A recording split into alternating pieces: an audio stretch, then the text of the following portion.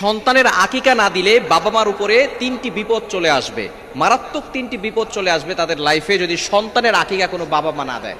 আর এই আকিকা দেওয়া এটা ফরজও নয়, ওয়াজিবও নয়, এটা হচ্ছে সুন্নাত। নবীজি সাল্লাল্লাহু আলাইহি ওয়াসাল্লাম আকিকা দিতেন, এবং আকিকা না দিলে কিছু কিছু ক্ষতি হওয়ার সম্ভাবনা থাকে বাবা মার উপরে।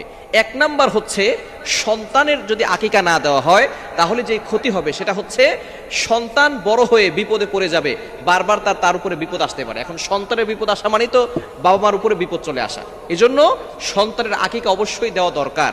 যদি তাদের অ্যাবিলিটি থাকে, সামর্থ্য থাকে, তাহলে আকিকা দিবেন। আকিকা কিভাবে দিবেন? নবীজি সাল্লাল্লাহু আলাইহি সাল্লাম আকিকা দিতেন আনিল গোলামি শাতান, অর্থাৎ ছেলের জন্য 2টা বকরি, এবং ওয়ানিল জারিয়াতি শাতুন, এবং মেয়ের জন্য, কন্যা সন্তানের জন্য 1টা। এখন এখানে ছেলের জন্য 2টা কেন আর মেয়ের জন্য 1টা কেন?